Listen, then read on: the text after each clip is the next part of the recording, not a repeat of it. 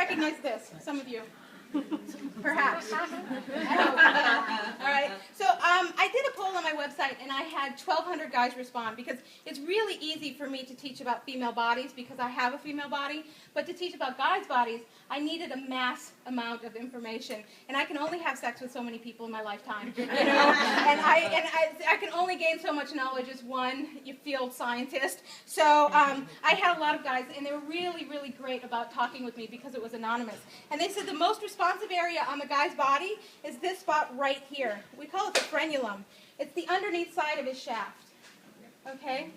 And there's a, here, let me get my actual cock out. Hold on. Where is my cock? It's a little more curly because it's purple, all right? So it's this part right here, where the head comes together to a point. We call it the frenulum. And then this entire underneath part of his shaft is the most responsive area. If you're going down on him, sometimes people are working really hard. You don't have to work that hard. You circle your tongue around the head and under the frenulum and over the head and under the frenulum, they'll lose their freaking mind. It's really, really great. And you can let your hand do the bulk of the work and let your tongue do this, because we work really hard. There are times when you want to take it hard and deep and have that kind of play, but there are times where you just want to drive them wild, and that's a really easy way to do it that's easy on your body as well.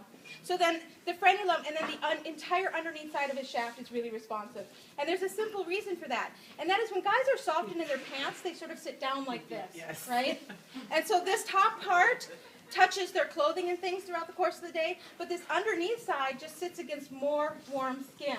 Consequently, the nerve endings are closer to the surface and more responsive.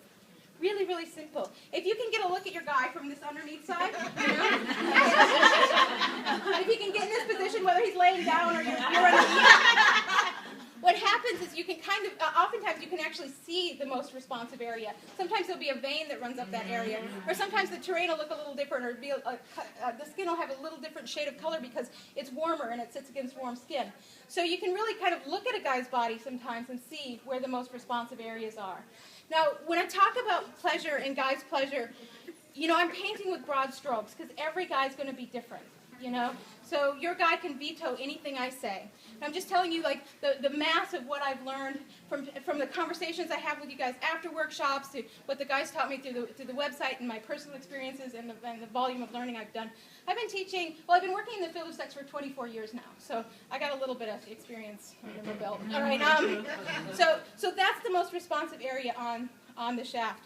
Now, if we go back to the chart, which is right here, your average guy, he's about 4.5 to 6 inches long.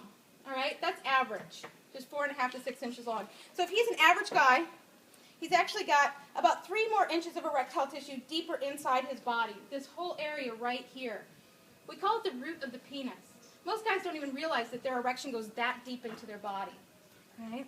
If you've ever cupped a guy's balls, you sort of hold them and push them up into his body. You don't have to raise your hands, all right? You could cup him and push him up to into his body, and you ask him why he likes that, and he's like, I don't know, just keep doing it, right? And there's a really simple reason, and you're actually using his testicles to put pressure on the erectile tissue on the other side of them. So the shaft gets a lot of play, but the root of the penis doesn't. So simply pushing up into his body like that feels really, really good. You know? So a lot of guys don't realize, like, that's the reason why. And I know one of our questions is, oh, it's right here, playing with the balls. Playing with the balls. A lot of people are like, where do I start? Especially if you're females, you're like, where do I start? Like, they look alien to us because we don't have any anatomy that matches that part of our body. But in truth, men and women are much more similar than the world realizes. You know, we're not cats and dogs. You know, we're not apples and oranges. We're the same species. And what happens is when we're conceived and in the womb, we're neither male nor female for about 6 to 9 weeks. And at 6 to 9 weeks, our hormones kick in and govern whether we grow 2 ovaries or 2 testicles. Okay, but we start out with all the same parts. And actually, 1 in 2,000 babies is born intersex, which means they could have 1 ovary and 1 testicle, or they could look externally male and be internally female, or vice versa. And that gender is very, very fluid. And this is true for every mammal on Earth. That 1 in 2,000 babies is born intersex. Like, we live in New York City.